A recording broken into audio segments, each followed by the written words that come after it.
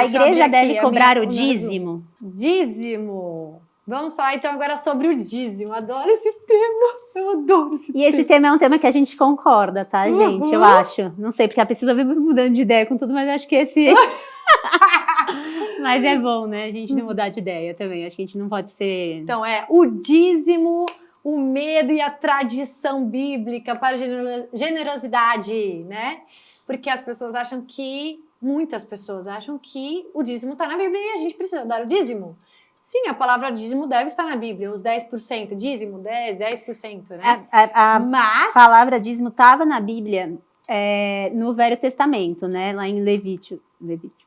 Em Levíticos? Não lembro em qual. Mas ela estava, né? E aí, eu acho que tanto para esse tema quanto para vários outros, a gente precisa analisar muito, saber essa diferença da nova aliança e a velha aliança. Então, a velha aliança, a gente tinha ali uma aliança entre Deus e Abraão, em que, então, era entre Deus e o homem, né? E o homem não consegue cumprir aquela aliança. Então, quem lê a Bíblia, vê...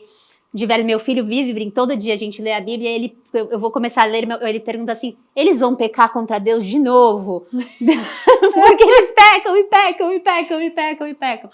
E aí, então eles pecavam sem parar. Então Deus precisou pôr um monte de regras ali. Sim. E um monte de coisas para seguirem. E não só o homem também, ele lá na época criou mais regras para poder controlar. Sim, tudo, né? sim, Deus criou. E Levítico, sim, 27 e 30. Né? Uhum. Então, existiam muitas regras para poder controlar, para que o homem conseguisse ficar naquela aliança. Coisa que o homem jamais conseguiria. Deus sabia disso, por isso que ele tinha todo um plano, né, com Jesus, que traz a gente para a nova aliança, onde é uma aliança entre Deus e Jesus. Então, é uma aliança perfeita. A gente só entra de gaiato lá pela graça, pela fé, né? Sim. E eu acho muito engraçado porque as igrejas todas pregam isso sobre o dízimo, né? E por quê? Porque vão buscar lá no Velho Testamento, esquecem no contexto cultural e também colocam lá os 10% como se fosse o salário. E na verdade não é o salário. Na verdade, eles davam a parte agrícola, né? Da agricultura, de coisas que eles plantavam, faziam. E eles usam muito um texto que é Malaquias. Eles pegam aquele texto e tipo assim, olha, você tem que dar, porque senão o devorador vai te pegar. E em Malaquias 2, 1, 2 diz assim: agora os sacerdotes, esse mandamento é para vós. Se não ouvides e se não propuserdes no vosso coração dar honra ao meu nome, diz o Senhor dos Exércitos, enviarei a maldição contra vós. Ele estava falando para quem? Ele estava falando para os sacerdotes. Você é sacerdote? Agora eu vou perguntar para você em casa. Você é sacerdote? Você é sacerdote? Não, você não é sacerdote, tá? Então não era para você. Ele não está falando para você. Ele não estava falando. E muitos pastores usam isso para condenar a pessoa que não dá o dízimo, tá? Muitos pastores. Então, ele não estava falando ali, primeiro, ele estava falando para os sacerdotes, na antiga aliança, e hoje a gente vive na nova aliança, uma nova, limpou, acabou, né? E ele estava falando para os sacerdotes, ele não estava falando para as pessoas normais ali. E aí, foi num contexto histórico que eles voltavam da Babilônia, né? Teve toda uma guerra, e aí também teve... ele foi lá e ofertou, né? A 10ª parte, só que foi algo pontual, não é? Aí as pessoas usam isso para enganar as pessoas, né? Ali a aliança com Levi, né? E Deus relembra a aliança aqui com os sacerdotes, em Malaquias 2, 4, 7. Então sabereis que eu vos enviei este mandamento para que a minha aliança fosse com Levi, diz o Senhor dos Exércitos. Minha aliança com ele foi de vida e paz, porque os lábios dos sacerdotes devem guardar o conhecimento e da sua boca devem os homens buscar a lei, porque ele é o mensageiro do Senhor dos Exércitos. Aqui está uma chave importante, né? Porque ele está lidando com quem? Com os levíticos e não com as pessoas comuns da época. Então as pessoas começam a trazer isso, não leem todo o contexto primeiro.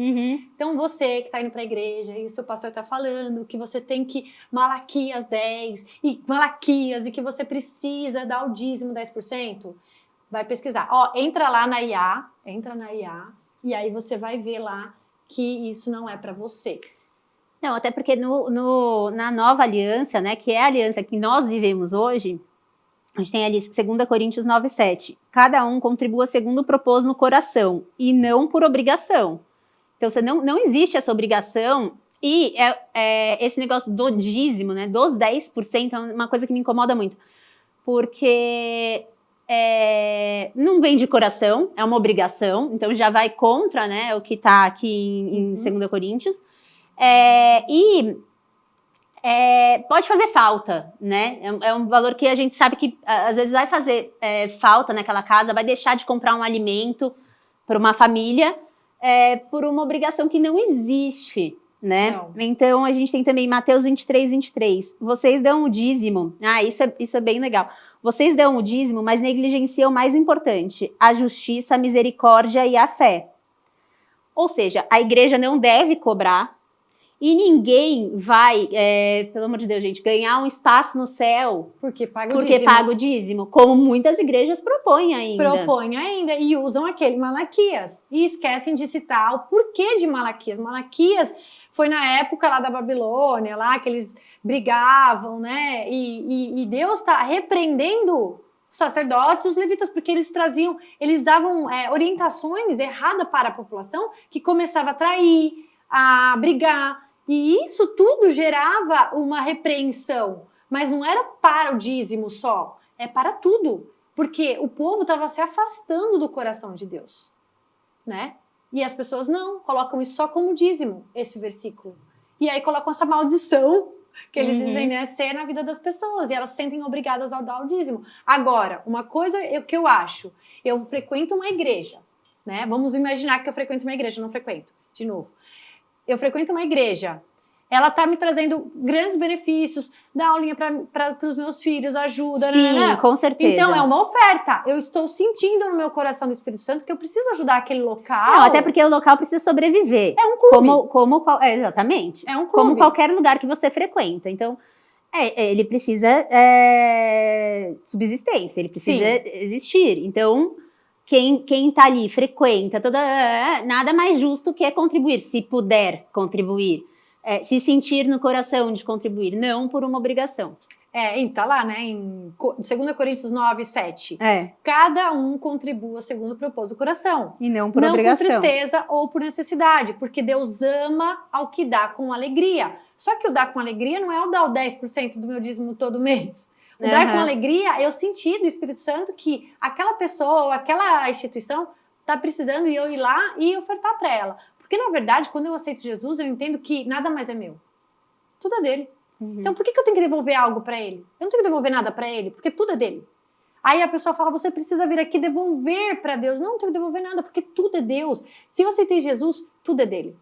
Então, se tudo é dele, se eu acordar e ele falar assim para mim, pega a chave do teu carro e entrega para Carla amanhã, eu vou pegar a chave do meu carro e ela faz esse tipo de coisa, viu, gente? E ela faz mesmo. Se ele falar para mim, eu sei que a pessoa não precisa do dinheiro, mas se eu sentir que vai lá e leva esse dinheiro para aquela pessoa e ela não precisa do dinheiro, tá? Ela pode ser milionária. E eu for lá e falar, eu senti que eu tenho que te dar esse dinheiro. Já fez isso comigo, inclusive. Eu vou sentir e vou dar esse dinheiro. Porque não é a questão do valor, é a questão do testemunho que isso pode gerar na vida daquela pessoa. É na questão dela se sentir amada, sabe? Às vezes por algo desse tamanho. Você entendeu? Então, e eu já vivenciei isso. Eu fui viajar até os Estados Unidos e eu não precisava do dinheiro. Se eu fosse ver, para que você precisa do dinheiro? Não preciso do dinheiro. Mas veio uma pessoa e falou assim para mim, não, eu quero te dar esse dinheiro porque você vai viver. E aquilo me fez se tornar na minha infância, sabe? Deu querer comprar um sorvete, e aquilo até me emocionou quando eu falei um dia que eu querer comprar um sorvete, quando eu era nova, que eu ia pra praia com meu pai, que a gente ia com pessoas que tinham mais condições que a gente, e meu pai não tinha, e eu tinha que ficar dependendo das pessoas, e eu pensei, nossa, agora eu tô indo pros Estados Unidos, posso fazer tudo, né, mas eu já sei que eu vou ficar lá regulada. Por quê? Porque tem aquela coisa na cabeça que a gente carrega, né, de escassez, né, que eu tô tirando isso da minha vida. E aí, veio uma pessoa e falou assim pra mim, tipo, testificando, toma esse dinheiro, é pra você comprar o que você quiser lá, entendeu? Então, essa questão de dízimo e de doar é interna, é o Espírito Santo tocar na gente e falar, vai lá, doa, vai lá, faz, tira sua blusa agora. Já aconteceu isso, o Espírito Santo falou pra mim, entrega sua blusa ali pra aquela pessoa agora. e eu tirar minha blusa e entregar. E a pessoa, tipo, nossa, eu tava pensando não sei o que mais. Você entendeu? Então, é a sensibilidade, né? Agora, você ir para uma igreja e ter lá aquela parte que fala do dízimo, eu acho isso um absurdo. É um absurdo você ir para a igreja, aí toca a musiquinha e depois vem o pastor que só fala de dízimo. Ontem mesmo eu conversei com uma pastora e eu falei justamente sobre isso, porque ela falou para mim, você lembra do fulano de tal? Aí eu falei, deixa eu ver. Ela me mostrou, eu falei, nossa, esse cara eu só lembro dele cobrando dízimo. Que engraçado, eu não lembro dele falando da palavra de Jesus, do amor de Jesus. Eu lembro dele cobrando dízimo. Porque o papel dele dentro da igreja era o quê? Cobrar o dízimo. E isso é um absurdo, porque tá errado. Primeiro, igreja que crê verdadeiramente no amor de Deus, que crê em Jesus, que ela tem certeza que aquilo é o propósito, ela não cobra. Sabe por quê? Porque ela sabe que tá... Porque ela sabe que vai receber. Sim. Porque ela sabe que não vem da terra, vem do céu. Uhum. Você entendeu? Ela não vai precisar ficar fazendo propaganda de dízimo. Porque ela sabe que a igreja dela vai ser sustentada pelo Espírito Santo, vai ser sustentada por Deus. Então eu não tenho que pedir dízimo. Ele vai aparecer. E quantas vezes na minha vida aconteceu isso? Deu tipo assim, nossa, eu não consigo fazer tal coisa, e de repente vem alguém e fala, eu vou fazer isso pra você. Porque eu sei que eu sou sustentada por Deus. Uhum. E a igreja mais do que qualquer um deveria agir assim. E não age. Tá lá pedindo dízimo. Né?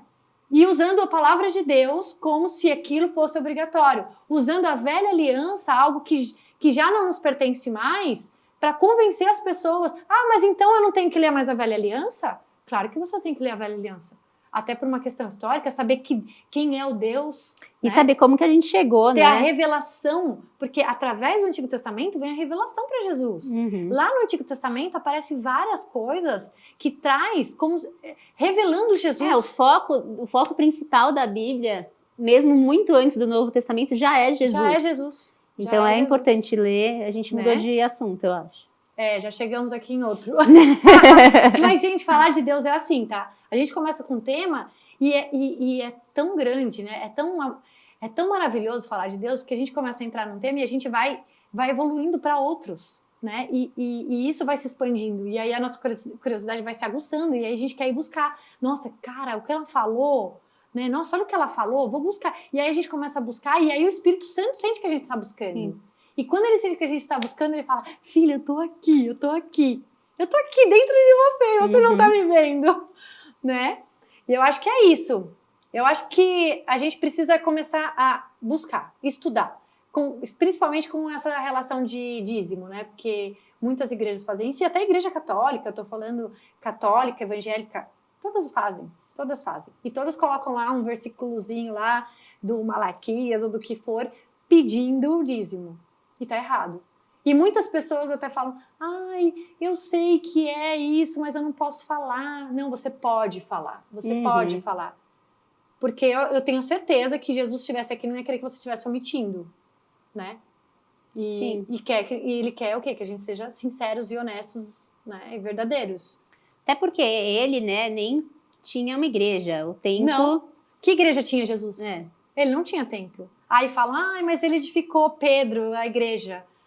Gente, ele tá falando lá para Pedro, não tá falando para você que você tem que ir para uma igreja. Primeiro que Deus não tá dentro da igreja. Não, ele edificou Pedro, ainda é exatamente isso. A igreja somos nós.